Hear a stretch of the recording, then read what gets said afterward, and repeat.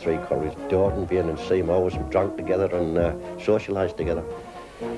This is a great community spirit, you know, and Seaham, there's no question about it, was tip-top, the community spirit.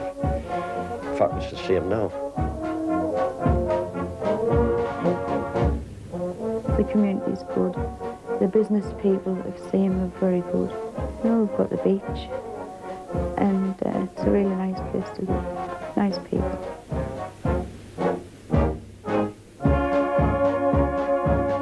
Spreading you know, like you're in a community with miners, and your father walks to the pits, so you just upset it.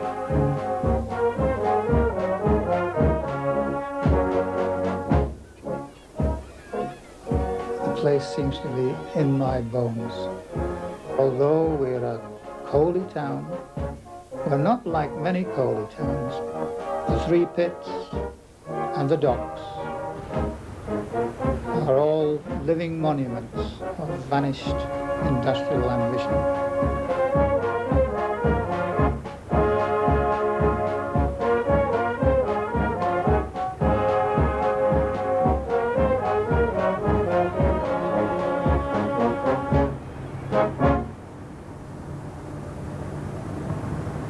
It's a very strong community. In a way, it's a very monochrome community. The people are 80% from the same type of council estates. I find them very blunt people, people who will share with each other, people who will care for each other, and they do so in many ways, so it's really very rewarding being alongside and with them in my ministry here. It was founded by the mine owner, the Londonderry family, and at that time I think they were quite community conscious, and they built school, they built a place for the leisure, the Conservative Club across the road, and they built various churches in the town.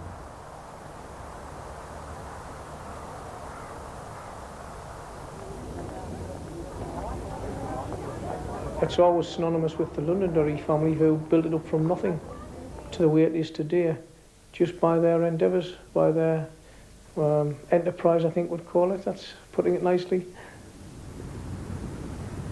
They were a family that were very actively involved in politics. I believe one of the Londonderrys at one time was a foreign secretary. Originally they had quite a lot of coal holdings in land, and decided that they would build their own railway, construct their own port. And that is what they did. When that port was constructed at Seaham, a massive project for those days, that was the basis of the community.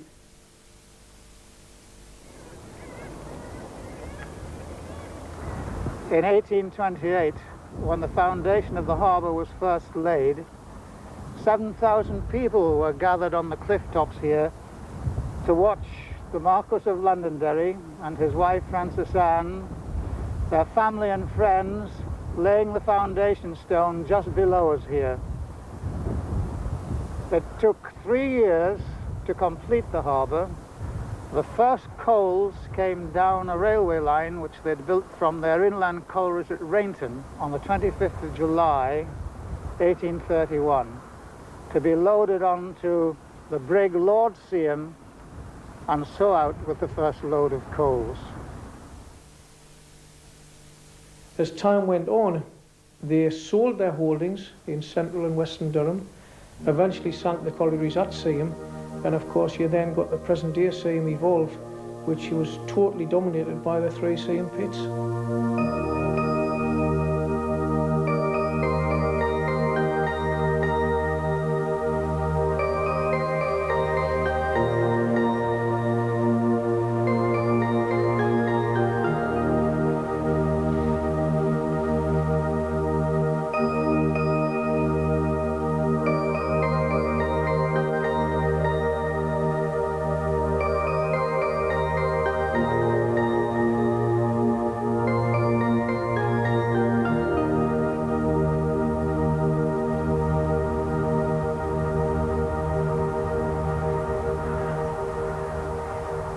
It is actually on the doorsteps of the Seaham colliery.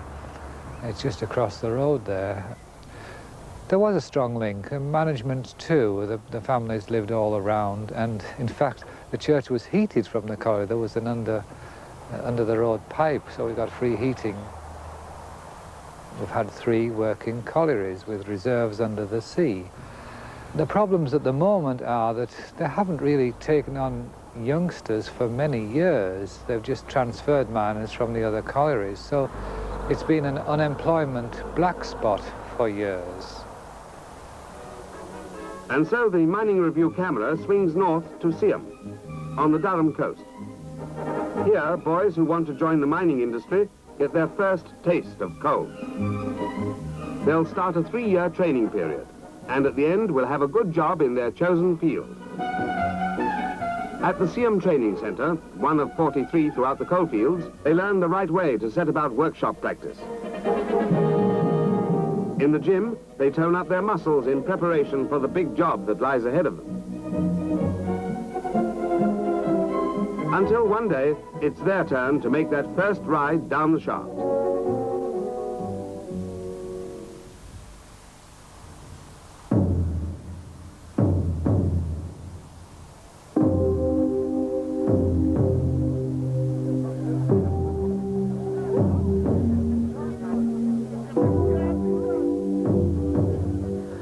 In '72, they said that they were going to drive a drift from Vane Tempest to Seaham to draw the Vane Tempest coals.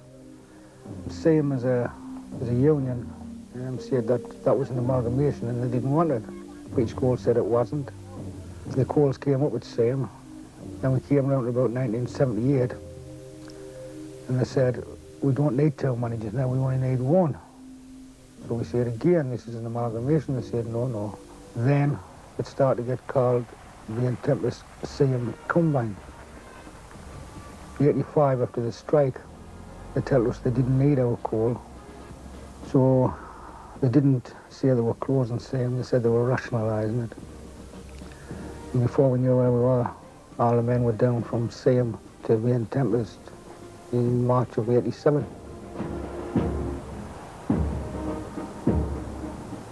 The argument that the Coal Board began to put forward not long after the strike finished was that the quality of the coal at Seaham was deteriorating and was pulling down the quality of the overall vent for the combined mine. I didn't at the time believe that that was the reason that the board wanted to close Seaham. I still don't believe that. Nothing that's happened since has changed my mind. The union put forward an alternate plan, but the board poo-pooed the idea. It became increasingly obvious that they were just wanting a rundown in capacity, a rundown in the workforce. The closure was publicised in a broadsheet which the colliery manager gave to the workforce at the colliery, outlining their proposals that the combining would only result in the loss of 47 jobs. British Coal gave the workforce categorical assurances that indeed the reserves that were being left at the same end of the combine would be returned to within 3 years. It's now 2.5 years since the closure of the same colliery. The job losses are in excess of 300, and there has been no developments whatsoever in relation to returning to those reserves which were abandoned during the course of the amalgamation of the 2 collieries. We were lost in 8 years mining at Seaham, which was given our youngsters, I would say in the 20s, at least jobs for 8 years. Still there was, maybe the economic climate like picked up again and there was someone else for the youngsters. But we've lost that mine now. You know, there was a lot of loyalty to Seaham pit. And there was a lot of business people, a lot of miners' sons and daughters, you know, fought it. You know, my family, there's 4 generations of them worked at Seaham Colliery. That was the direct influence on me. The other side of it, I didn't believe in the attitude of the system at the time and the way they were going about doing that particular closing of Seaham Colliery. Unfortunately, with British Coal, I would think now you're about as good as your last shift. And if you had a good shift last shift, you're all right tomorrow. If you had a bad shift, I think just about threaten you with closure. I can understand and indeed support the hostility and anger that the board's proposals have generated here in the northeast. Almost in every coalfield in Britain, you hear the Geordie accent, and your parents, your relatives, were the industrial gypsies of the 50s and 60s, moving out to fresh pastures, seeking employment, a determination to look after their own, to look after their families. Those options of that earlier period are no longer available.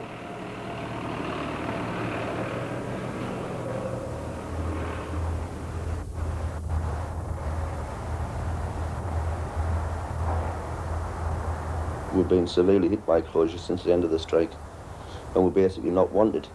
And the lads are aware that they're basically not wanted. You know, there's no talk of, oh, we have 5 years or 10 years. It's 1 year to the next, and sometimes it looks as though it's even shorter than that. If you were to go back since the start and the sinking of the pits and just try to imagine the amount of money that the coal from Seaham that it's produced, you know, Seaham should be a fabulously wealthy place, and it's far from that. The money's being used in London and abroad, and being taken out of the community rather than put in. There's been a great deal of exploitation of Seaham in the past.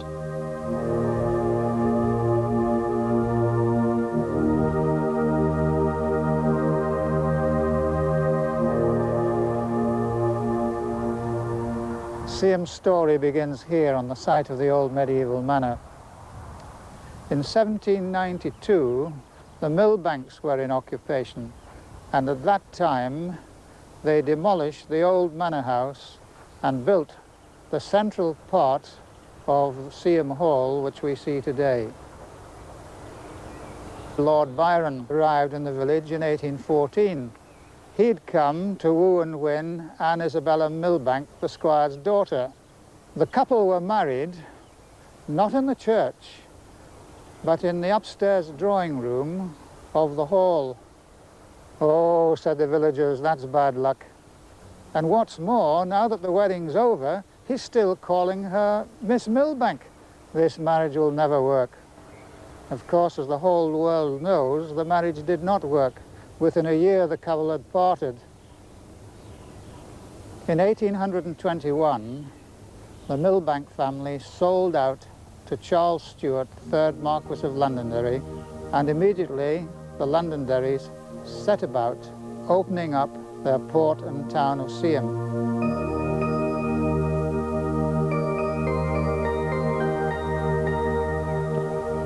Baron Charles Stuart had large estates at Mount Stuart near Newton Ards in Ireland. In 1819, he married Frances Anne Vane Tempest. She was County of Durham's richest heiress.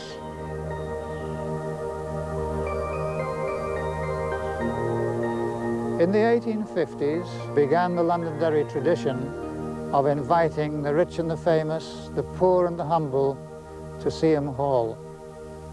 Anne threw an enormous party for 4,000 of her workmen. At the same time, she offered to build pitmen's homes if they would contribute. Of course, this they could not do because their wages were so meagre and small.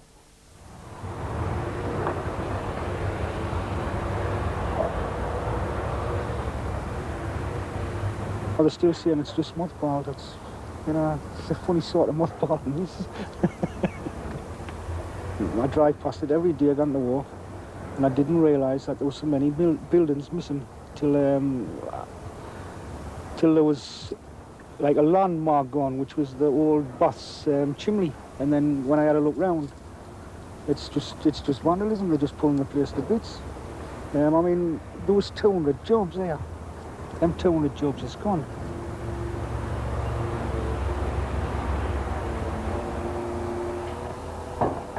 They didn't worry about the social aspects of any village at all. Now it's all purely economics. To survive, the board argument, the argument is you either get the price of the ton down or you close. One time we had a pretty good understanding with the board, but since the strike, they're telling you now that the pendulum swung right back to the 30s. We boss and we're going to tell you what you're going to do and what you're not going to do, and I think that's very, very unfortunate.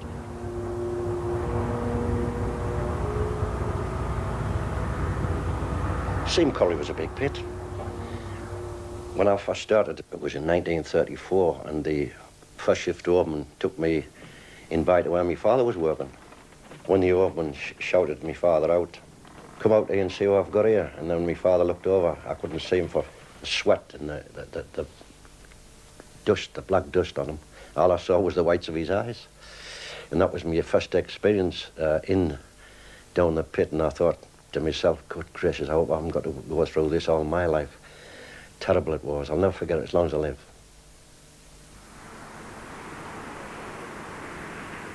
Down in the dip in the 1840s, Tommy Nickenack Chilton was the landlord of the Mill Inn. He was also a great repairer of knack reels, an improved spinning reel of the time. So it was perhaps natural that when the two pits behind me here, the high pit and the low pit, were sunk a few years later, that they should be known as the knack pits or the nicky-knack pits. Within 6 weeks of the opening of the high pit, there was an explosion. 6 lives were lost. Charlie Halliday, the youngest victim, was only 10 years old. There were 6 further explosions in the next 28 years. Violence wasn't confined to the underground. In 1874, there were great election riots down in Seaham Harbour. And towards nightfall, the rioters came up the Colliery Road and ended up at the Mill Inn. Landlord Wells had a gun. He fired 23 shots at the rioters. Happily, they all went over their heads. 3 years previously, there had been great trouble at the pit because of the pernicious yearly bond which tied miners to their owners, whether they worked or not. That same year, an explosion in the pit had cost the lives of 26 people. So discontent was simmering in the town. Now, on election day, the miners were still not allowed the vote. Not being householders, they had no vote.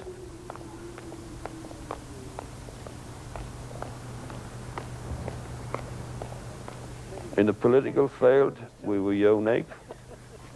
One of our previous MPs was Sidney Webb, who, by the way, was one of the 3 founder members of the Labour Party. He was followed by the famous or infamous Ramsay MacDonald. So this town had a hand in appointing a Prime Minister, and when he reneged on the people he represented, they deposed him.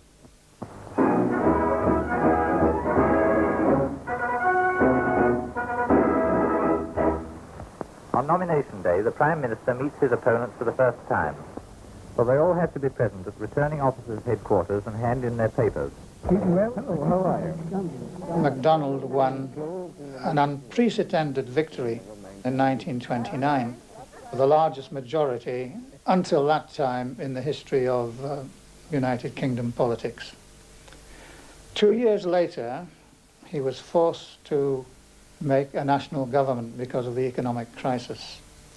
In Seaham, he was pilloried for doing this, for deserting the Labour Party. Why? My goodness, you're not being photographed from me, are you?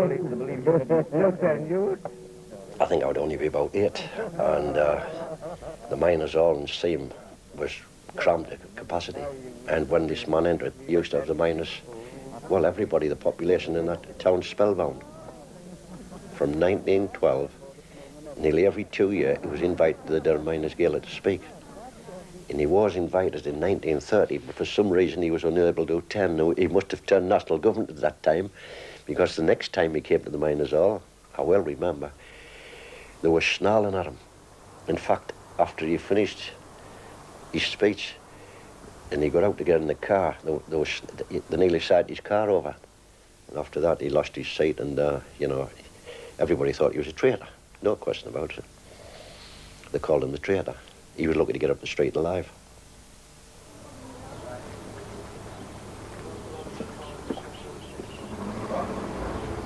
Well, there's not the fervour and all that used to be in the old days. I mean, I was going to school when Schimmel got in against Ramsay MacDonald, I mean, and we were all out on the streets, you know. Everybody joined in. And if your Tory lived in the street, Tory, well, you wanted very acceptable to the rest of the people, like. Well, certainly it has a history as a mining town of returning a labour empty like many other mining towns. I've been putting over the Conservative message that we have to create prosperity by putting money back into people's pockets so that they can then spend it on goods and services and create employment that way. And that's a message which seems to have been going down very well. Defence is an important issue here. Capital punishment also seems to be an important issue here. I think people are very firm in their views about that. And since I'm an advocate of capital punishment, that's been coming across very well. And so generally, yes, I'm quite satisfied with the responses I'm getting here, and I'm looking forward to the results with some interest. Do you think the Conservatives are going to win it? It looks as though they probably are, nationally. I mean, certainly they've got a cat and hell's chance up here. But then again, there's not much up here anyway. And nationally speaking, I think they may well, you know. I would hope not, because there's not a hope for us at all if they do get in. I think it's basically a vote of desperation up there, that even people who don't actually support Labour or go along with their policies are saying that that's the only hope we've got. You know, I don't particularly agree with Labour policies, but we know we've got to get Labour into power just to stop their wreaking havoc with our lives, basically, you know. I believe that people of Seaham are sick and tired of being dominated by one party, and people have informed me that they wish to change. Seaham is unique. In fact, the third Marquis of Londonderry, from whom I'm descended, injected a vast amount of money to create the town, the harbour and the railways. It is clear that by 1990 there is likely to be no further mining within this area, other than Dawdon and Easington. It is imperative that we start now to find jobs for people. Well, I come from a miner's family, and his family crucified my ancestors, and there's no way I would ever vote for Londonderry, no way. I can remember, this is a quote from Londonderry himself, the 26th strike. I don't care how much miners' blood I spill, I will not be defeated in this strike. Now, if he's proud to be part of that, the best of damn luck.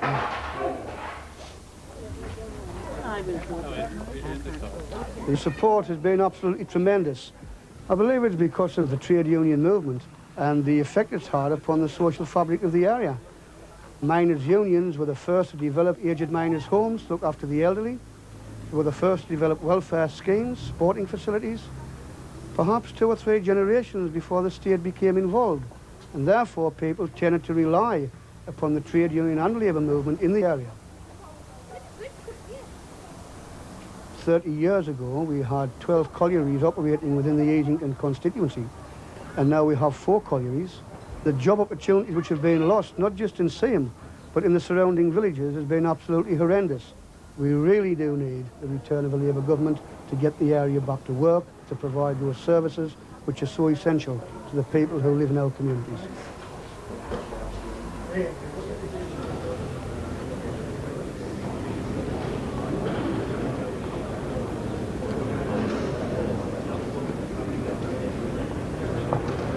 Although nationally some of the results have been disappointing, it looks almost certainly as though we've increased the majority substantially, as have a number of other neighbouring constituencies.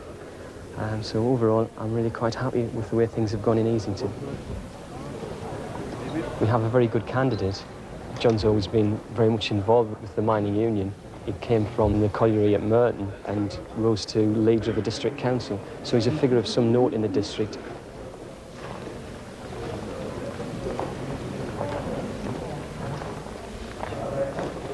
I hereby give notice that the total number of votes given for each candidate at the election was as follows. Cummings, John Scott, 32,396. Lord Morpeth, 7,447. Perry, William John, 7,757. And that the undermentioned person has been duly elected to serve as the member for the said constituency, John Scott Cummings.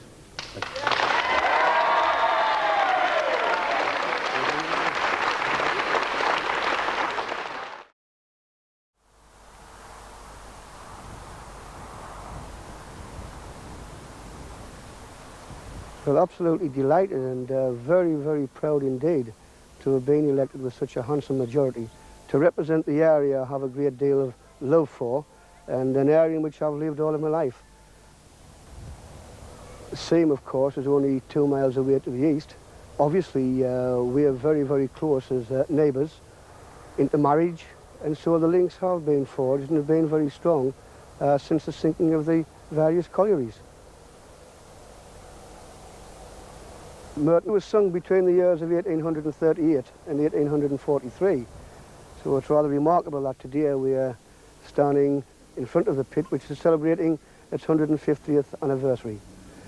It was one of the largest collieries in Europe, and at the turn of the century would have been employing around 3,000 to 3,500 people. I left school in 1958 at the age of 15 and started to serve an apprenticeship as an electrician at Merton Colliery. Having given 29 years, you really do leave too much of yourself behind, not to still think very fondly about your working life at the pit. You have good times with the gaolers, and tragic times, the death of good comrades. All goes to make a feeling of a love-hate relationship with the colliery. And I'm sure this is indicative of miners right throughout Great Britain.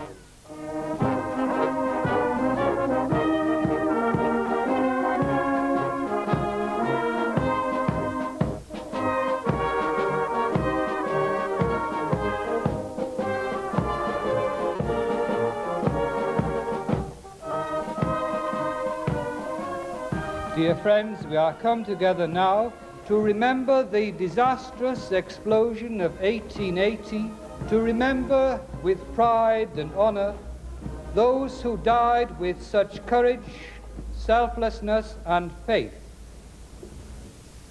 For 135 years, coal has been hewn and drawn from Seaham Colliery. It has been said, I will never send a son of mine to work down that place. But from my observation, that is not strictly true. And I have noticed how hard you are prepared to fight to try to keep it open. It is affectionately known as the knack, but it has also been described by newspaper reporters in time past as the fiery pit, as the hell pit. On Wednesday, the 8th of September, 1880, at 2:20 a.m., the pit fired. There were 234 men down below at the time. By midnight, 67 of them had been brought out alive. After that, no more. Michael Smith, for example, trapped 2,000 feet below ground, wrote a last love letter to his wife with a rusty nail scratching on his tin pit bottle. It said, there was 40 of us all together at 7 a.m. Some was singing hymns, but my thoughts was on my little Michael, that him and I would meet in heaven at the same time. Dear wife, be sure and learn the children to pray for me. Dear wife, farewell. What an awful position we are in. Little Michael, mentioned by him in his letter, died the same day as his father. In another part of the pit, 5 men were found lying around their empty pit lamp. all dead. Beside them was a message written on a deal board. It said, "The Lord has been with us, all ready for heaven," signed by Rick Cole. In the name of His Holy Spirit, do we dedicate this beam of wood with its message of hope and faith in God. And we also dedicate this miner's banner, which has been given to be left in this church, symbol of fellowship, brotherhood, and common cause. The explosion excited great national sympathy. Queen Victoria telegraphed from Balmoral. The Home Secretary arrived in Seaham. In 3 short months, more than £12,000 was collected for the widows and orphans, an enormous sum for the time.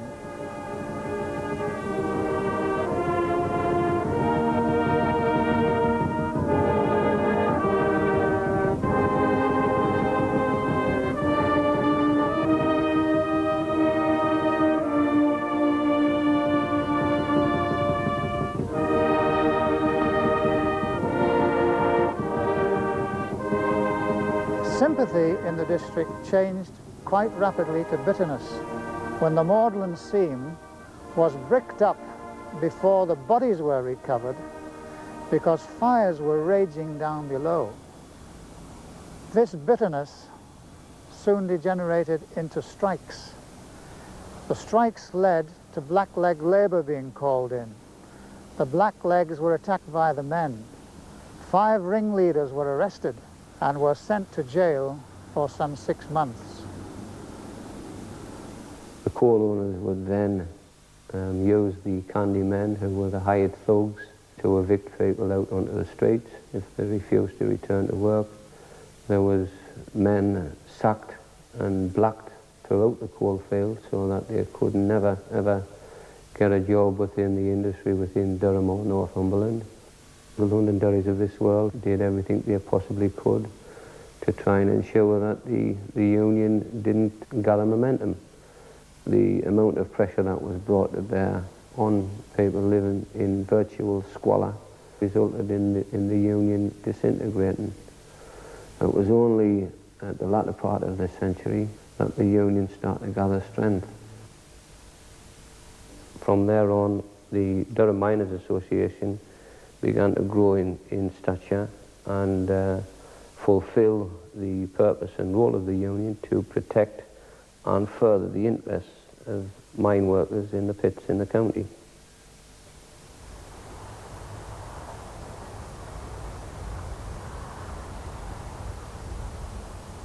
I was born at the Meeting on January the 21st, 1895. And there were just horse-drawn roads then, you know. And anyhow, we moved from there and we went down to the Seaham. The railway used to come down from South Hetton and Merton with the coals for the docks. At first, when I can remember, there was just the North Dock. Now then, Londonderry's fleet, the boats only carried about 600 or 700 tons them days. And when they came in, they used to have to turn around in what they called the basin and come in backside first. So when they got their load on, they'd be able to go full steam ahead straight out. The first heyday of the port was in the 1860s. Often Seaham Harbour's pilots had 100 sail lying off waiting to get into the harbour, and some 400,000 tons of coal were being exported. In the 1880s, steam was superseding sail. Steamships were getting bigger and bigger. Even Londonderry's own steamships couldn't get into their own harbour. They had to trade out of Sunderland. The port lost shipments. It was referred to sneeringly in the late 1890s as the duck pond. Something had to be done. The 6 mark was decided to sink a new pit along at Dawdon and to double the size of the harbour. Sir Michael Hicks Beach and Lord Castlereagh laid the foundation stone in August 1899. Scenes of incredible activity followed. Pearson's navvies were working behind enormous coffer dams, deepening and extending the south dock. The two enormous piers stretched out like huge arms, as you can see, and a new lighthouse was built on the end of the north pier. It was a very fine day for Seaham after the Prime Minister of the time had opened the dock, that the SS Seaham Harbour sailed out with 2,500 tons of coal aboard.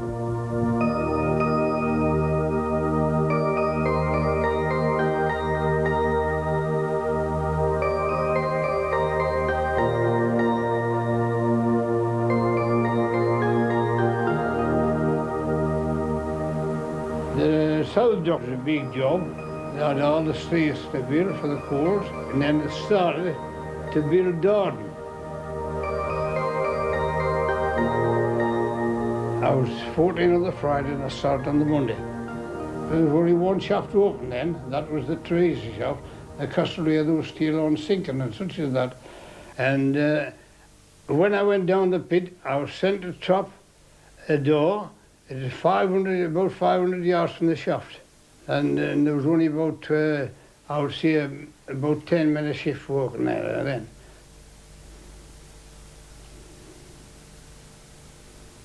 Now, the first start of the houses was Wynyard Street, and it started there on the big houses, and then it gradually grew and right round. In the early days, the miners decided that it was their responsibility to look after people within their community through contributions and levies from the miners' wages.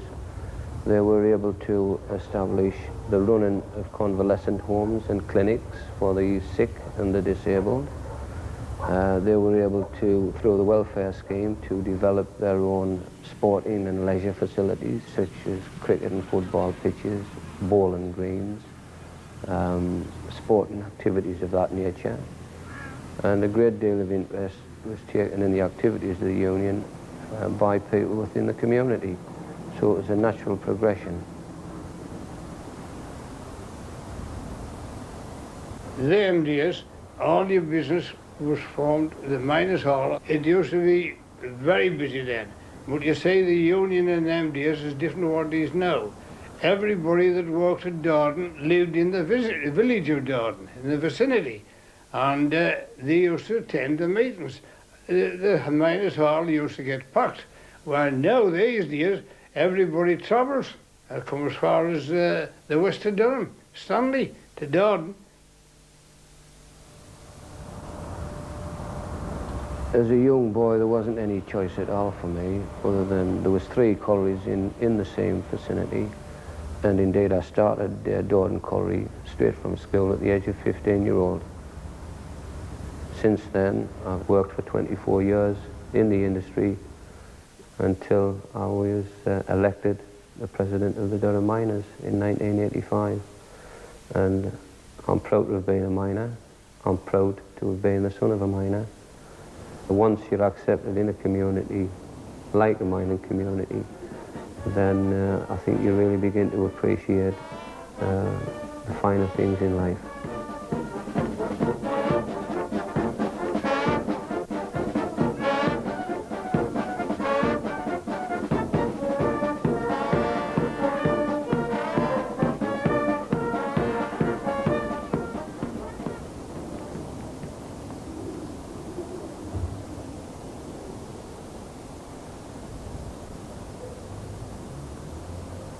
The Londonderry family was a very powerful family in terms of the community of Seaham.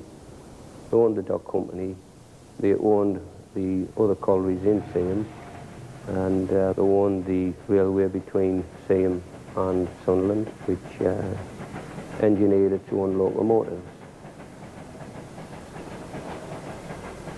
Dawdon Colliery in County Durham sends much of its coal for shipment to nearby Seaham harbour. The 2-mile line hugs the rugged northeastern coast. As well as getting the coal away quickly, the Harbour Board find useful jobs for old rolling stock not yet pensioned off. This one dates from the 1890s, and just look at what she's pulling.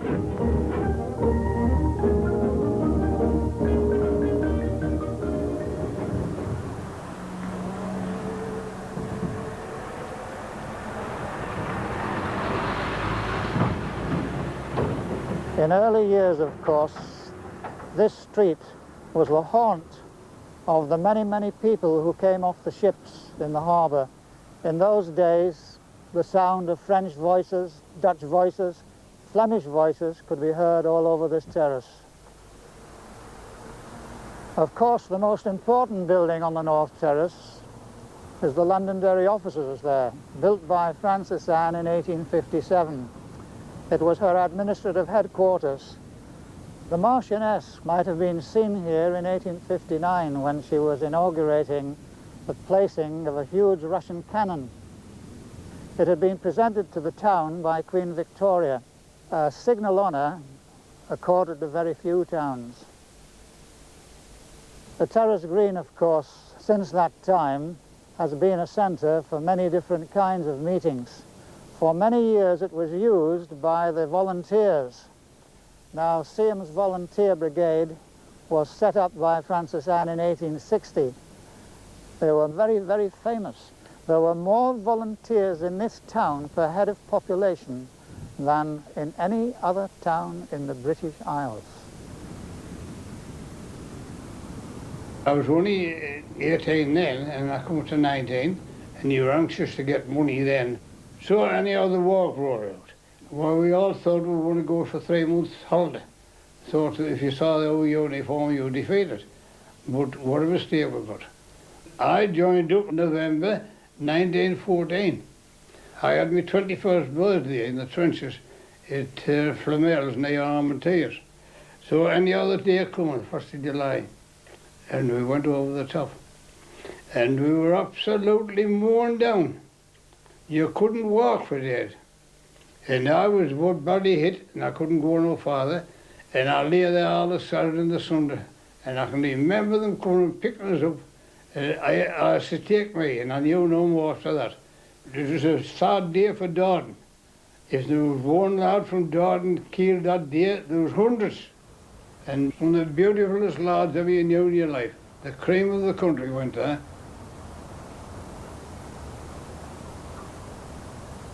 I thought I would never be able to go down the pit again. I don't know how the manager got to know, but he sent for me, and he says, Lord Lundy said he had anyone come back had to be set on and given the little bits of privilege that could be got. So anyhow, I says, why? I says, I never thought of that. And anyhow, I went over, and he fit us up with a job just walking around until I had that for about 1.5 years, and I got strength and looking around, and I could do other jobs. And I did other jobs. And then at the finish, I went on setting. I was on setting 35 years.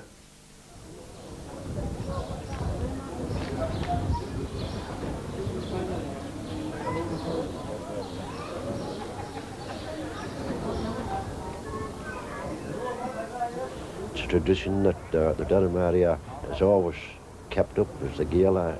It's remarkable how the men and the wives and families still trots into the gala for all their pitches being closed for years. Nostell Colliery Band used to come from Yorkshire and stay on the Friday night and entertain the members of the club. And when we came back from the gala, even on the night time, the band used to stay and play, and I've seen people marching up and down the street at 12 o'clock at night along with the band. Fantastic. Year after year we used to look forward to it because it was a day out for the family and you know, to listen to the political speakers at that time.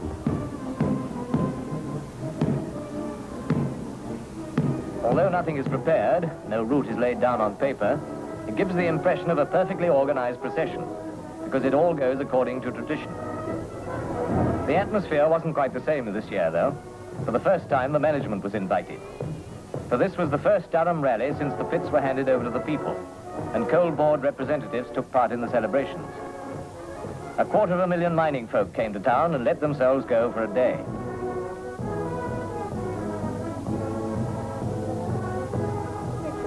This year, one of the popular attractions was Mr. Herbert Morrison, who spoke of the link of solidarity between miners and other workers.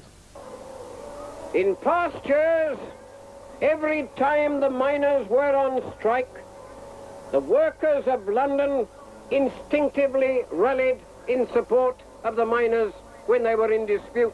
They may not always have known a lot about the details, but they were instinctively on the miners' side, your side.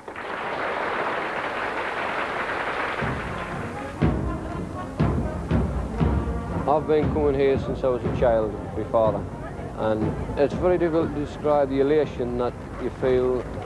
It gives you a sense of belonging when you witness people coming along and supporting the miners in their fight to retain jobs and to retain their communities. Although the gala isn't as big in terms of what it used to be, I think of late, the last 2 or 3 years, there seems to have been an increase in the attendances. I think it's mainly been brought about by the fact that there is so much deprivation existing within the North East. There's a need for a rallying point for people to be able to come and listen to speakers' viewpoints upon working class struggle in general.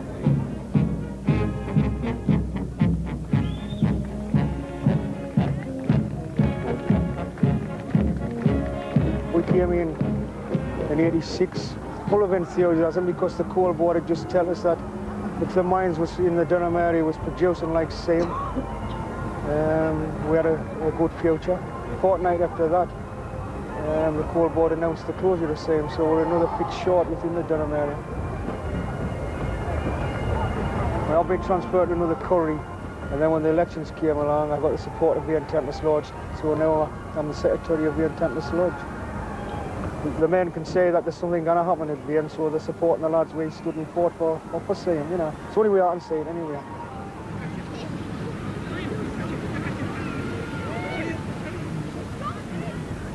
We're facing a crisis not because there's not enough coal reserves in Britain, not because British miners will not adopt the new technology. They've always done that. We're facing a crisis because of the government's policies. Their intentions are very clear. They want to introduce so-called flexible working at collieries like Westlow, Weymouth and Easington. More production at these pits by less men. What will that cheaper production mean to miners employed at Merton, Vane Tempest and Dawdon Collieries? It'll mean very little or no future whatsoever for the men employed at those collieries. What the coal board is saying is flexible working. Flexible working means they want machine available time on the piece. So you're going to be 9 hours or 10 hours or whatever underground in adverse conditions. It's going to destroy, man. It's going to cripple the bodies, man.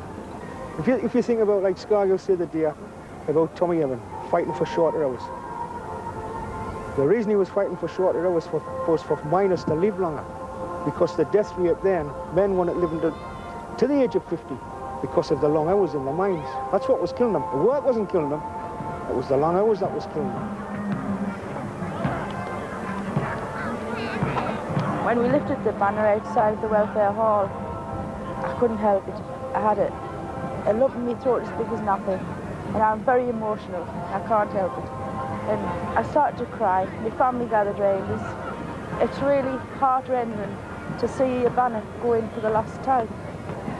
You know, you look upon your banner as your battle colours, and we took that banner all over the country when we were fighting for that pit, and everybody knew the same banner.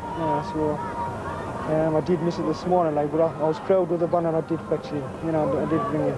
See, the Knack pit is the oldest pit, and it was the mother of the pits.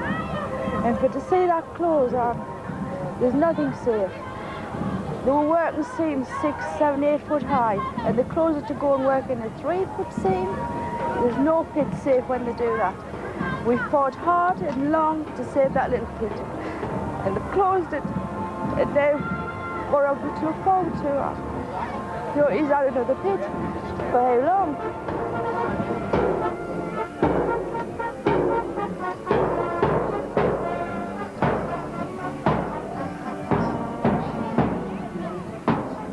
I want this great scheme of nationalisation to succeed triumphantly.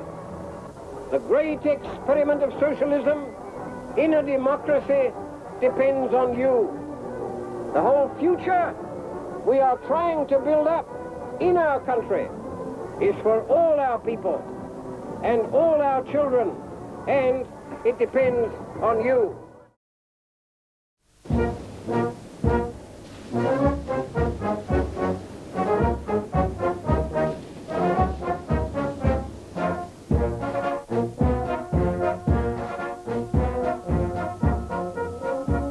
I didn't think it's something you can enjoy working down a pit like, but I was born and bred here and I'll die here maybe. I didn't want to move anywhere else. I like all my mates is here, my family's here. I didn't see why I wanted to go anywhere else. We've got our own beach, golf course, swimming pool, happiness.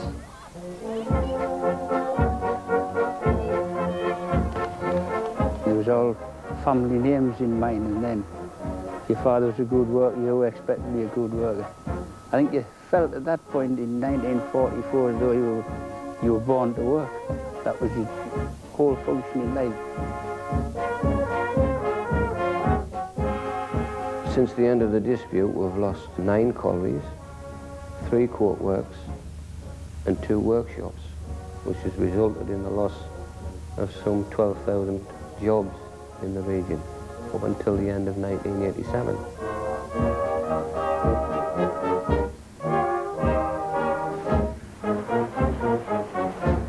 I mean, you go back to when I was young, the local people were at the pits, the local people were at the docks, and most people stop with the same form all the lives, you know, and you cannot even say that nowadays.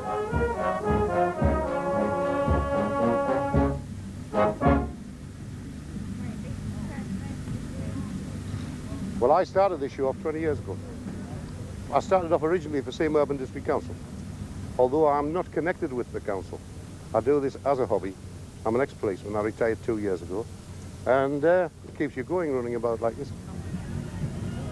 Well, I wouldn't say it was local people totally, because it's a town of 23,000 people. And when you've got 70,000 people coming, obviously, you're drawing from quite a wide area. And I think that's good for the town. Success last year.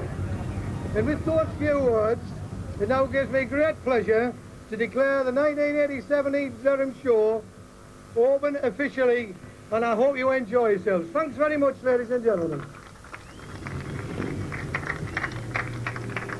I've never lived anywhere else other than Seaham. I worked at the mines for 41 years, and I've been a lodge auditor and committee man and chairman of the welfare and such like, and all them roles, which was part of the society, you know what I mean? This was part of our town. We live in a like a sheltered sort of community, which a mining community is, but it's a great spirit. It's a pitman's hobby in the northern country. It's renowned for its onions and its leeks. I mean, I remember one time in the horticultural tent itself, the chrysanthemum stands are sponsored by NSK Bearings from Peterlee. Now, NSK Bearings are a Japanese firm, and these Japanese chaps came along and they were walking around the chrysanthemum stands, and they said to me, "What are they?" And I said, "Well, the chrysanthemums." They're not. I said, "Well, it's your national flower." But we don't grow them like that in Japan. So it gives you some idea of how well the people grow the stuff up here. We can say in the future that possibly the mines will close, and we'll look therefore, we've got a lot of green belt. We would like to think that we could improve it into a tourist attraction at the end of the day. So part of the aims of the show will incorporate tourist attraction.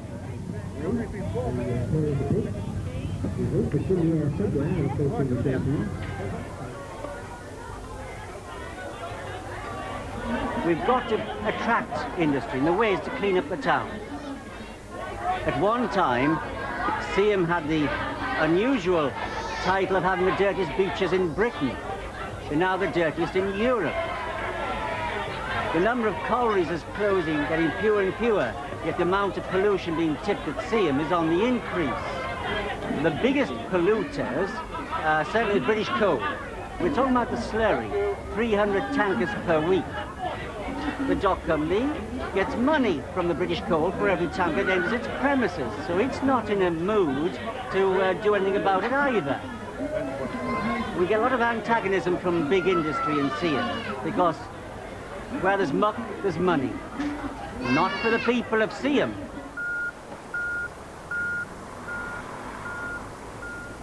Seaham Environmental Association really came about as a product of the problems of the town. It seems extraordinary that we should be the only coal field in the whole of the country where this sort of ridiculous pollution is considered necessary in order to maintain jobs. We've had a number of exercises through the county council to look at alternatives, and each time they've been sandbagged by British coal's costings. It's always British coal's costings at the end of the day, and they're not really open to public scrutiny as to how they've been built up. And it's the easiest way for the most convenient way for them to do it is to just tip it over the cliff. With the insidious process that goes on, where the washery agents create this sludge, that's the dangerous stuff. That's the stuff that kills the marine life.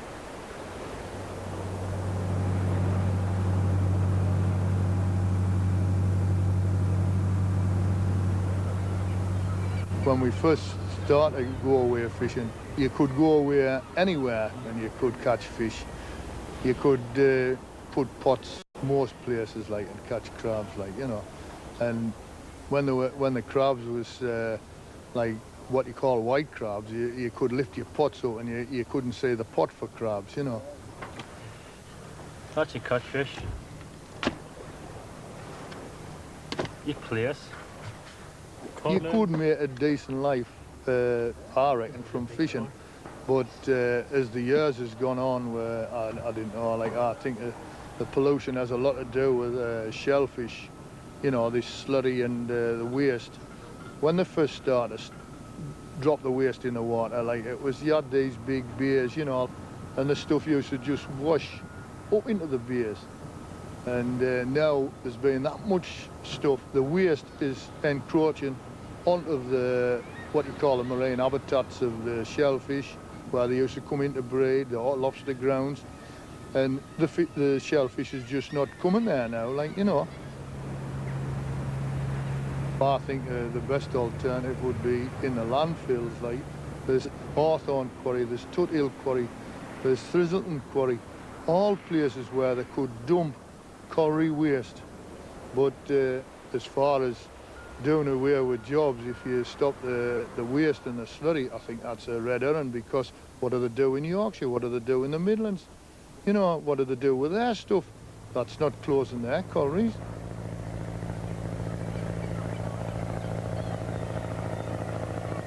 The facts are that they've used this blackmail and threat for the last 15 years. And in that 15 years, the number of collieries in this locality have been reduced from 36 down to 6. That speaks for itself. Now the environmental situation has gone from bad to worse. Looking back, it was obvious that Londonderry's a coal owner was more environmentally conscious than what the current industrialists are. He built the town with a purpose-built network of internal railways. Londonderry had his own wagon-making shops, he had his own loco manufacturing shops, so that as the town grew with considerable sized ancillary works, they were all geared to this internal network of railways. Old Faithful here was built in 1873, and she's still willing and able. This coffee pot type of engine ran in the dock area as recently as up to about 15 years ago. In the last decade, the whole of that structure of railways have been destroyed, with the horrendous result that we've got a traffic problem on, I stress the word, residential roads. A lot of the traffic prevails 24 hours a day. this fleet of tankers carrying this horrendous sludge.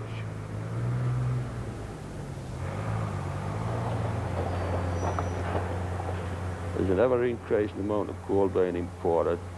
Further evidence is you open cast operators running fleets of vehicles day after day through the town, picking up this foreign coal and taking it back to their points of production. I would describe them, and I don't apologise for my strong language, as industrial vandals. They're just raping and pillaging the town for a quick buck. The issues are rather large for the same town council. We seem to be in a cleft stick. It's a governmental problem. Although they are washing their hands of the situation, the government have said that the polluter must pay, and therefore if the local collieries had to pay all the monies to get rid of the spoil in any other way, including the slurry, it would cost X number of millions of pounds and effectively would close the local collieries down within months. I myself am a British Coal employee. I work at Dawdon Colliery. I don't particularly like to see my job being put on the line for the want of dirt on the beaches. But on the other hand, I have to recognise that these beaches are now despoiled beyond belief. So I can't see any immediate end to the problem until the actual collieries do eventually close through natural reasons.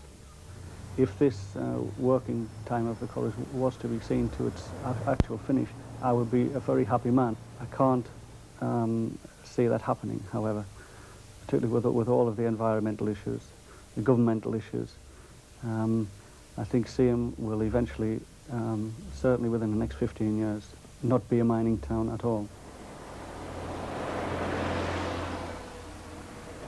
We are now in the advent of new factory estates going up and bringing a different type of people into the town. And I've seen a lot of the town taken away, but I wouldn't say it to its detriment. Although the bottle works didn't operate when I was a boy, it was still there, it still existed. It's all now demolished. There was a big gas depot here with gas operators, they've all gone. The closure of the Seaham colliery, there is a scarcity of jobs at the moment, but you'll find even with the collieries closing down, you'll find a lot of the firms that are coming to the Peterlee area, Aycliffe area and that, they find that miners are easily adjustable to other forms of work because they are manual workers.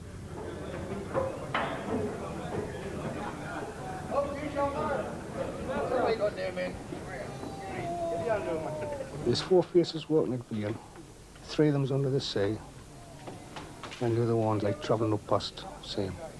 And there's another 2 being developed, so there's 6. You know, she's viable at the minute, but next week she might not be. You know, you didn't like talk about yours now with British Coal. You talk from week to week. You know.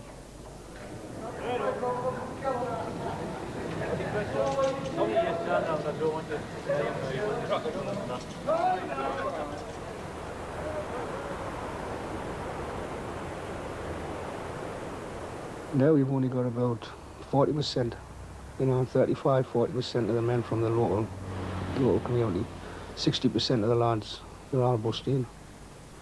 And if there was a closure now, if there was a closure next week, we couldn't take them in. There's not a colliery, you know, the other 5 pits couldn't take them in. Do the teacher training course, but when we got the certificate and come out, there was a glut of teachers, and it was fairly hard to get a job. At the time, the opportunity was there. I started Seaham. I was living in Seaham then. So I started over at the NAC in '77. It was a really friendly, close-knit, nice little pit to work at. Subconsciously, you're always aware that it's a dangerous place to be in. Me and this other lad was sent in to put girders up in a panel house, which was unstable. The stone came away and knocked myself to the ground, and I was unable to get up in time from the small amount of stone before. There was another fall of a lot heavier stuff, and I was trapped for about an hour and 10 minutes. I was fairly lucky not to be flattened altogether, and very lucky to be pulled out by a brilliant set of lads. My right foot was severely crushed, so I ended up with after about 9 or 10 weeks in hospital with amputation. of just below my right knee. And after that, it was fairly quickly out of hospital, but obviously the recovery period's quite a while. So all in all, I was off work for about a year, during which the Seaham colliery was closed, and we were transferred down to Vane Tempest, which is where I'm at now, obviously working at surface. Still the atmosphere, still the people. Although things have changed drastically since the strike, the people that I am friendly with, there are a lot of them, and amongst us, there's still a tremendous atmosphere, even at work. The lad where lives in the town, then can just, if they want us, they can come and knock on the door. But lads travelling from outlying districts, you've got to be prepared to put that bit extra time in for to catch them and see them. You know, they need access to their secretary, which I've always given them, like, you know, because they're always dashing for a bus, so you've got to be there for them. If British coal has got out to put out of us, it's not good for us. I mean, we always get threatened with the closure of our collieries if we act up, you know. 6 to 7 year, Vienna will be gone, because that's the reserves we've got. So whatever happens, it's gone and gone. You know, so it's in the men's best interest to get the best out of it through the union, because British coal is not going to give them that. You know, they just cast it to one side. He's always been a union man. When we were caught, you know, he was only 16, 17-year-old. And he used to break dates, you know, because he had to go to a union meeting and stick his hand up, you know. But I understand everything he does, and I back him all the way. I'm a caretaker at an infant school at Seaham. I love it. You know, it's children from 3-year-old to 7. And it's like having about 150 grandchildren, you know, I love it. It's hard work. I've got one cleaner who's part-time, and other than that, I do all the work in the school. You know, I sew and fix things, you know, and just like, well, it was a man's job, and I'm the first woman to have this job, so I'm very proud. Well, I think the North East men are still a bit chauvinistic. You know, we're coming on, mind, the women are coming on. I've got anti-apartheid meetings, Women Against Pit Closures. I'm involved in that. We have the Friends of Parkside School meetings, we have them, so I'm very busy. It's a town council where I'm on, and we do parks, recreation areas. The general idea is just to keep the community tidy and to get this town up to standard for the amenities that we have. But that's the sort of thing I do. If people come to the house with complaints, I go in touch with the higher councils like district or county. The district of Easington came into being after local government reorganisation in 1974, combining Seaham Urban District and Easington Rural District. We've always had unemployment problems. If you look at the region, it was dependent upon the old heavy industry, shipbuilding, steel manufacture, and coal mining. It is ironic, perhaps, that shortly after the war, in 1947, there was a great drive to increase coal production, and I think it was the Minister of Fuel and Power at the time, Manny Shinwell, who was actually MP for the Easington area, who was charged with the responsibility of maintaining and increasing coal production. Residential training centres were opened at Easington and New Kyle in Durham. A nationwide campaign told the young men of the country about the New Deal for miners. The world economy has changed, and currently the impact that the world coal market has on pricing, the prospect of private ports being built to import overseas sources of coal, can have a major influence on the future existence of our collieries. Seaham Harbour, of course, is no longer a Londonderry town. Their influence disappeared almost entirely with nationalisation in 1947. But the town still has many links and reminders of the Londonderrys. After the First World War in 1919, the 7th Marquess, now in command, threw a huge garden fete at Seaham Hall for 10,000 of his workers. Everything seemed set fair. Yet 3 years later, because of the economic situation, there was an enormous auction and everything was cleared out. There were rumours that the Londonderrys were about to desert the town. This, of course, did not happen.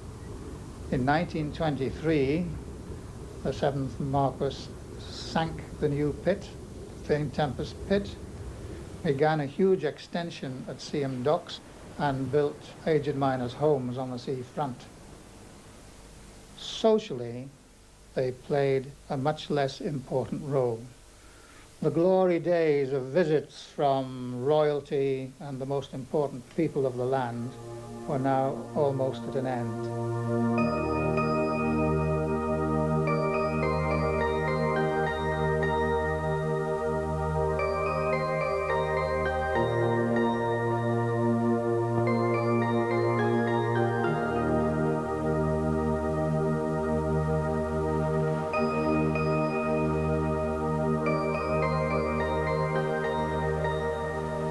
By the turn of the century, the North Dock became too small, and the Marquess created the large outer piers and the South Dock, which enabled him to handle much larger ships, principally coal exports, and probably peaking at 3 million tonnes a year in the 1930s.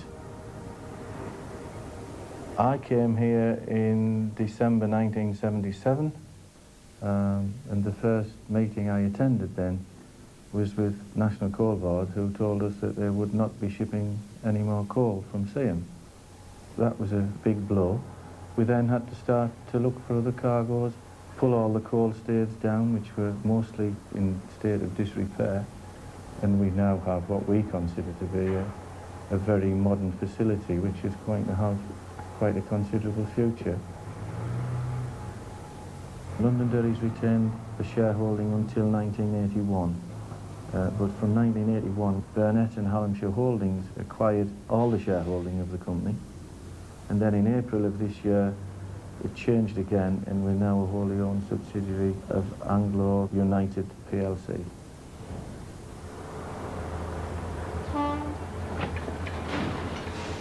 Coal's probably now only 10% of the cargoes that we handle. There's more coming in than going out. We realise it's not going to be here forever, and all our efforts have been to make the port viable in the absence of coal. Many of the people to whom we deliver cargoes or receive cargoes from have no rail connection, so it has to come by road. We do accept that road traffic causes problems, but it's an inevitable consequence of our success.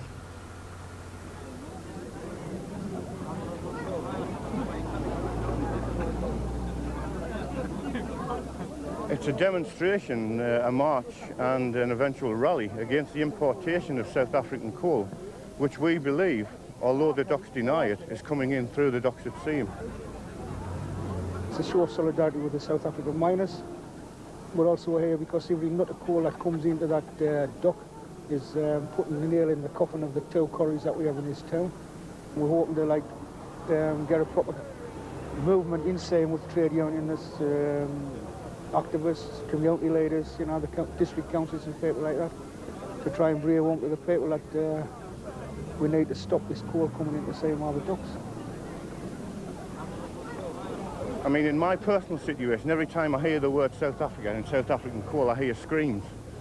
You know, screams of children, most of them teenagers, some of them as young as 8 or 9, who are abducted and incarcerated, whose parents never see them for many, many months, who suffer the degradation of torture, both physical and mental, all in the name of a regime that relies on Western industrialised societies for its support.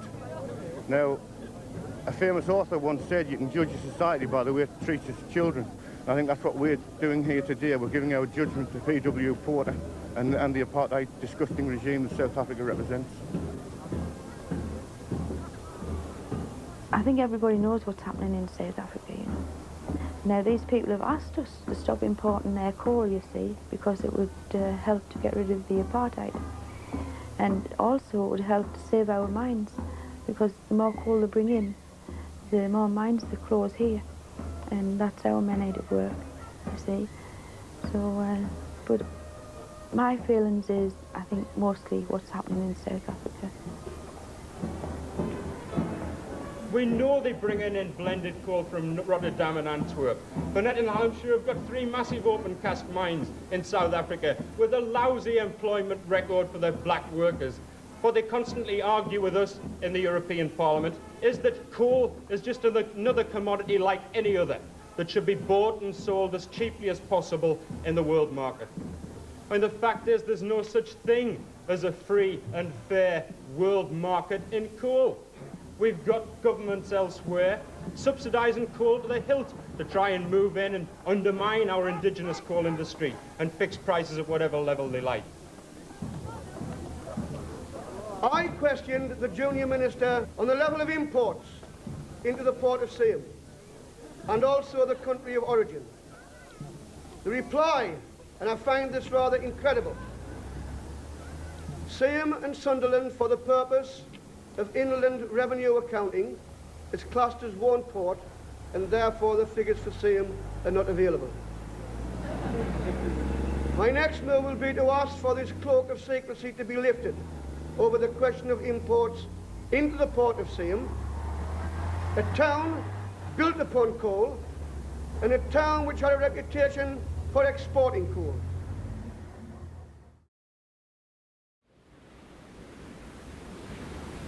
We literally lived off the beach as children, and obviously supplemented, without being aware of it, supplemented the family income.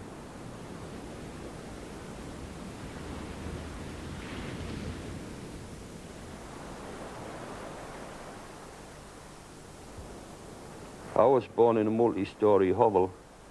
It housed 18 tenants, and in total about 126 human beings, sharing about 4 toilets, a couple of wash houses, that sort of thing.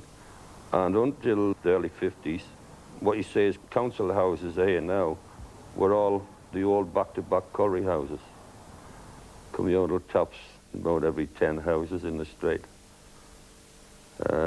Toilets, or as they're better known here, netties across the road. That prevailed until just 30 years ago.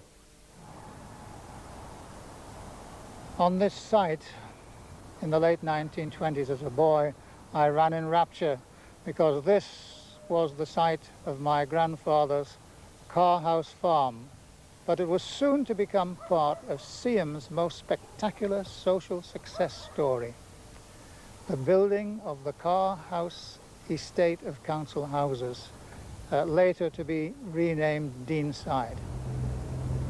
Seaham had the worst death rate in the county, and in 1926, when this estate first started, child deaths were double the county average. In 10 years, the health of the people had been improved beyond recognition, with wash-away toilets, electricity and gardens. People moving up from those insanitary slums said it was just like going to heaven. Home ownership in the whole of Easington district is lower than national average. Within Seaham, about 30% of people own their own homes, and this low ownership rate reflects the fact that most of the homes were built in the first place by the colliery owners.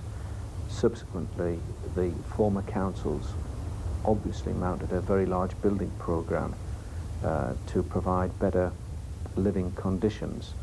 And it's only in recent years the private sector has come to build within Easington district.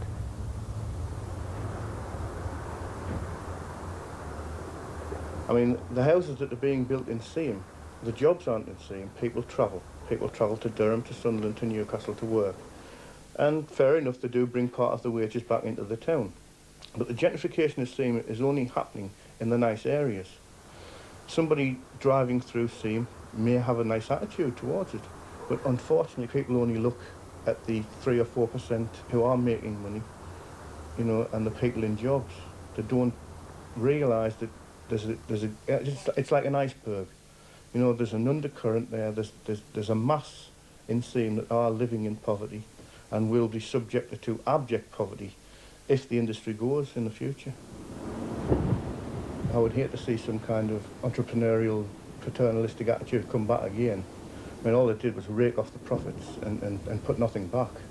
It was only really after nationalisation that people started to get a fairly living out of the coal industry, and the town did prosper quite a bit through that. I think what we need to do is bring some industry back into the area that people can have a part in, and not be just a part of.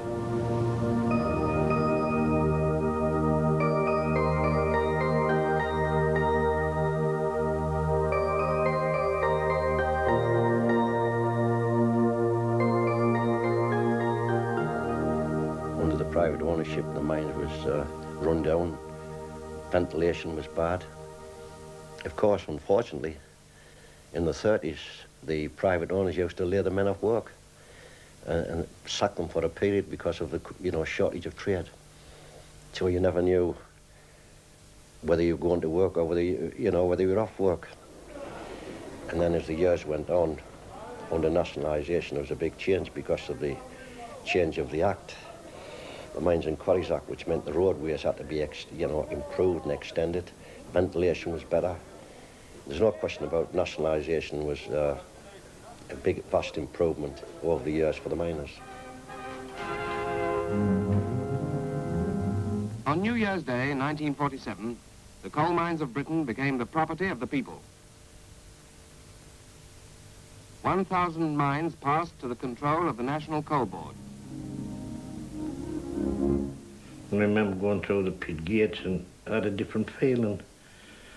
It's hard to describe, young fella, never much interested in anything. You get down the pit, you do your stint, you get out as sharp as you can. But that day it felt different, you know. I was naive enough to think that the pits actually belong to us now.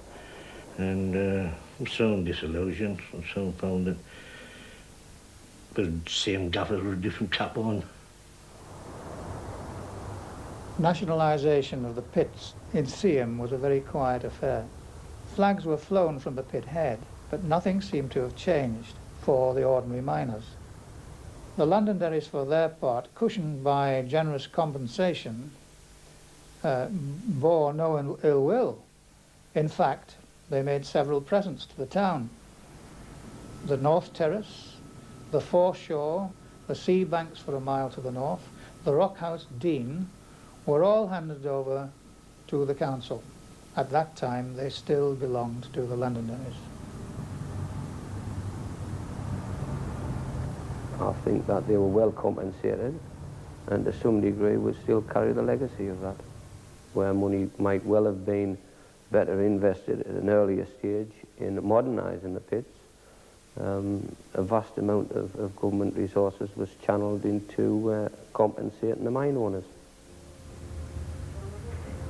The whole of the country was totally dependent upon coal for its energy needs. The interests of the miners could well have been furthered much stronger, but I think the concept of nationalisation watered down the attitude of the miners in relation to wages and conditions. Part of the New Deal was the chance of having a say on how the industry was to be run. Joint consultative committees were set up at all levels. Well, it was crucified like many other socialist ideals. There's one time, I mean, to say, at least they would recognise you had a complaint and they would listen to it. But nowadays they couldn't care less. There's no such things as complaints now. Nationalisation brought prosperity and security to the people who worked in the three mines at Seaham.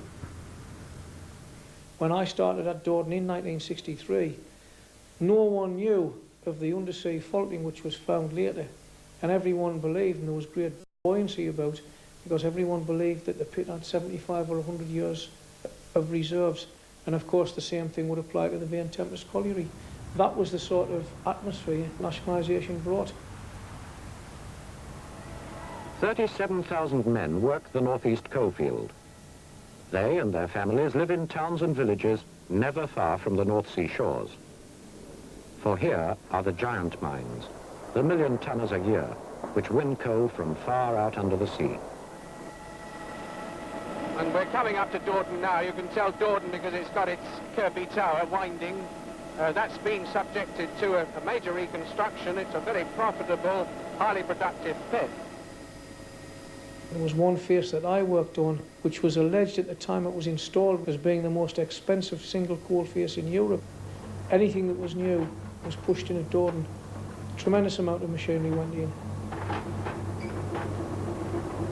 This is, of course, the first circular tunnel driving machine to be installed in British coal mines. There have been several others. We thought we'd had till the year 2000 odd. The NCB was telling us we had a long life colliery, you know, just took it a few years ago. But I think most of them meant the pit had tongue in the cheek with it, like. We had a pretty happy pit at one time at Dawdon, you know. It was, I mean, everybody that got transferred here said it was the best pit they'd ever worked at. And we've got men that's worked it, you know. They've come from about 30 different close collieries. There was quite a bit opposition to this at one time. I mean, so they closed the pits in the west of Durham and transferred them in here, where our lads, our young ones, couldn't get set on the pit. We're talking about 1982 when the last juvenile was set on. And there must have been, get close on 20 to 23,000 miners in Durham then. You saw a gradual decline in Seaham, and it was mainly because the money was being spent elsewhere. We weren't alone, mind. I mean, Easington, Weymouth, Westwar, Vane Tempest, we were all there to do it. And we took these people in, but we knew that someday our turn would come. There was nowhere for our men to go. So you'll have tumbleweed tumbling down the streets of Dawdon. I hope that's a long way off, but I have a little niggly feeling inside it could be closer than people think.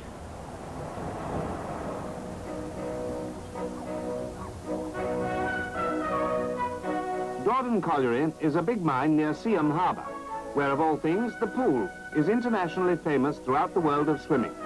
Dawdon has staged international contests with teams from all over the world. And the pool is a focus for the whole community.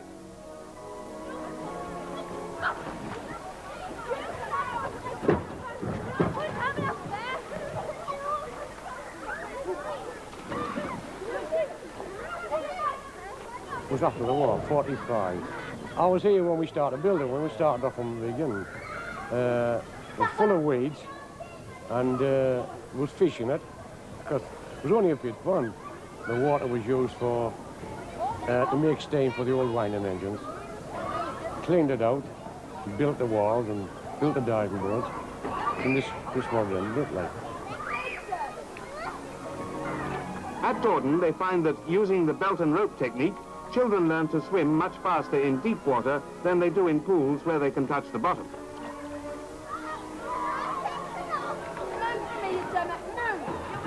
We've done this for years and it works. We've saved a lot of lives just with this way of teaching kids to swim. And you get good satisfaction, you know, more or less out of the kiddies when you see them outside, you know.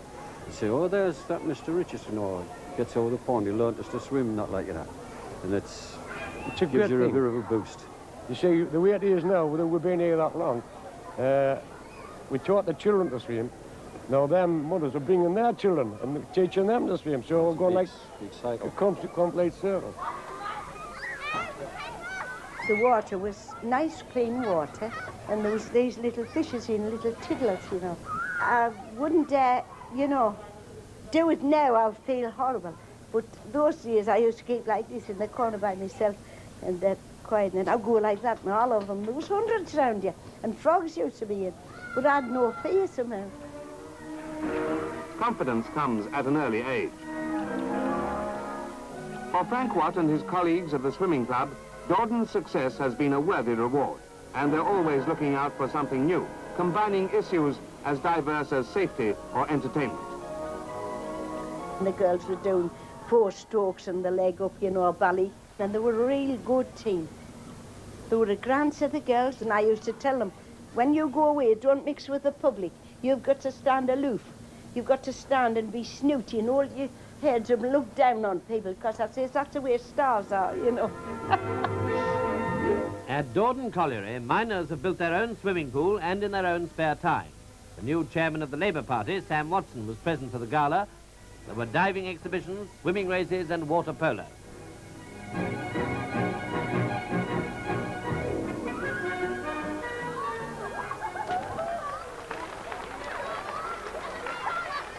We're talking in the thousands that must have learned here. I learned here when I was 12. My wife learned here. My 2 children learned here. The youngest one being 3 when she learned to swim. So there's no age limit. We had her in here for the first time when she was 6 months. You think they were in the Olympics when you see their faces when they're coming up and they're getting the pennants. And they're really achieving something.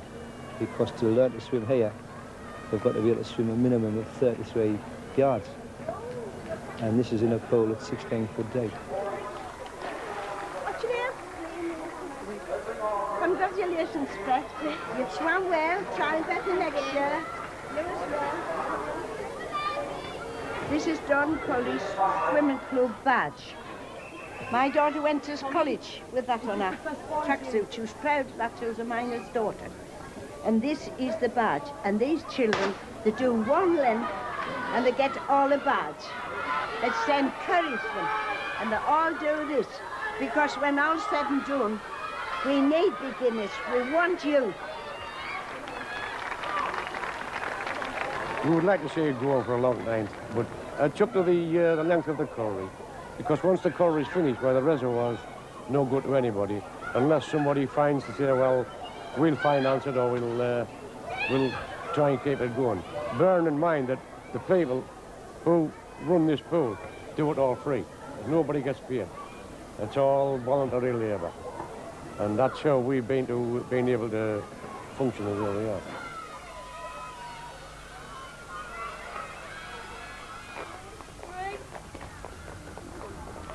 The main changes I've seen in the town, there just isn't any work at all for young people.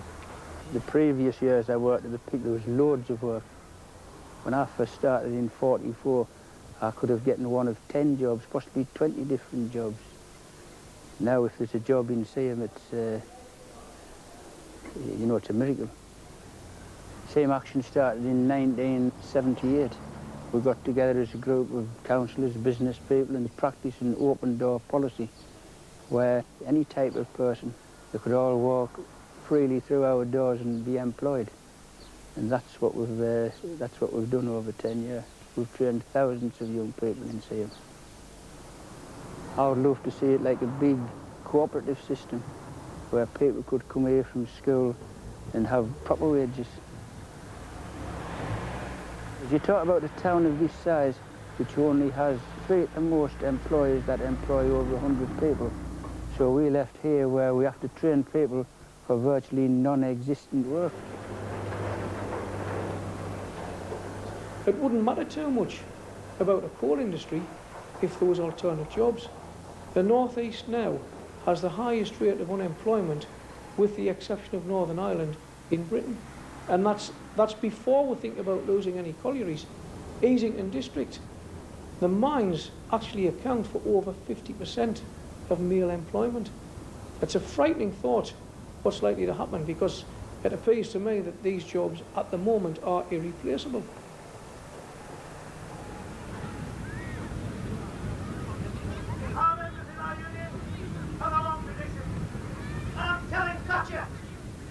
That we are not prepared to stand idly by and see the dream of nationalisation, which our forefathers fought like hell to bring about, destroyed with their privatisation plans, and will take any action necessary to stop the privatisation of the coal mining industry.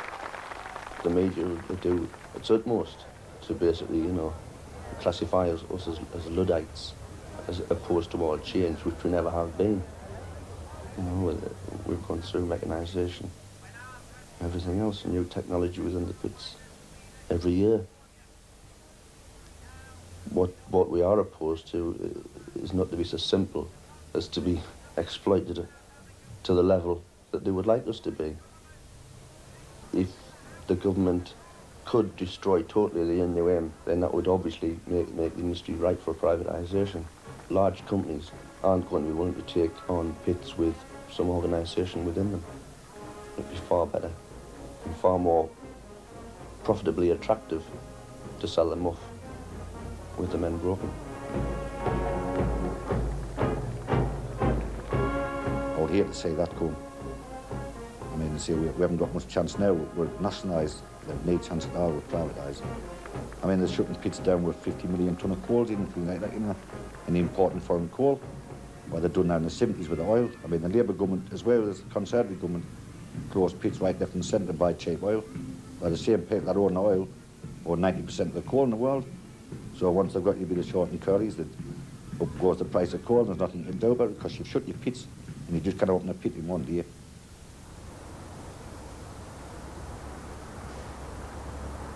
Well, we didn't attain what was known as the accredited training organisation. And as such, the MSC withdrew the fundings. We got the feeling it was just an expedience, really, for the lot of them.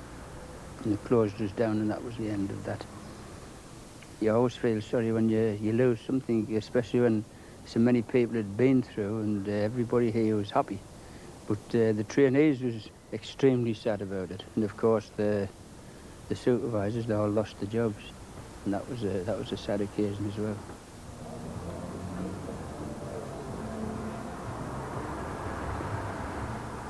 Today is a red letter day for the whole of Seaham and all the people that are concerned with the environmental problems. And Stanley Clinton Davis, the European Commissioner on Environment and Road Transport, coming down to see for himself exactly what our problems are, i.e. the filthiest beaches in Europe and lack of development of delta land, etc.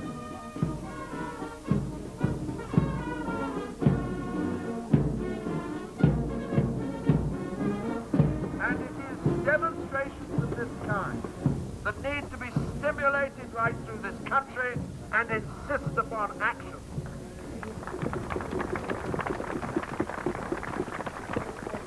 The slogan you have here, jobs and beaches, why not both, symbolises exactly what I've been trying to do in the community with my commission colleagues over the last 4 years.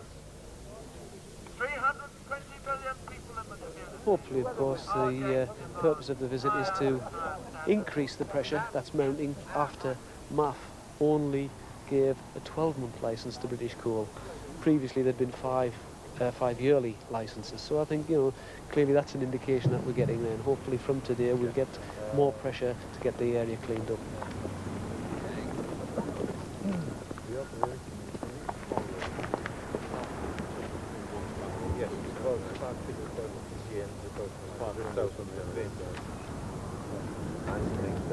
We might be lucky and we might get a share of the money, European money and the government money, and then there's be no chance of the pitch closing, like which a lot of people are worried about. If the money's there, you know, there's alternatives there. When the miners was on the year strike, you could see the likes of the seashore changing a little bit to the yellowy colour, like, you know. That was after a year, so I think if you give it to 5 years, there's some say maybe it's longer, but say 5 years would make a big difference. Same was the easy option. With the gradual decline of jobs in the mines, then people became more afraid of losing the jobs and tended, rightly so, putting environmental or quality of life as a secondary factor.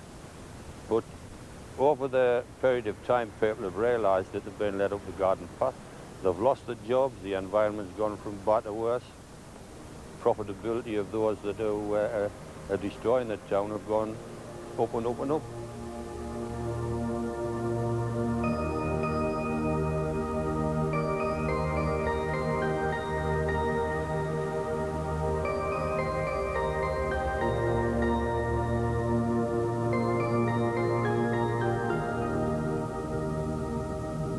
the Londonderries departed forever from Seaham Hall. And in 1927, the Marquess gave the hall to Durham County Council as a sanatorium for tuberculosis patients. The hall moved on to the treatment of general chest diseases and cardiothoracic surgery. It was a very sad day for the town in 1978 when the hall had to close. Many people in the town came here to demonstrate before the health minister. I even brought all my children from Deanside School here on that day. None of it did any use. The decisions had already been made. After 1978, the hall was for a while a failed hotel, and now, more happily, it is once again a nursing home, albeit this time a private nursing home. It's often been said that Seaham's progress has been a bit like the tides. Our prosperity has ebbed and flowed through the years. In truth, since the war, we've been in a flow situation because things have improved, particularly for our miners in that time. Seaham is still what it always has been, a town almost totally dependent on coal. But I suppose we should now ask ourselves for how much longer.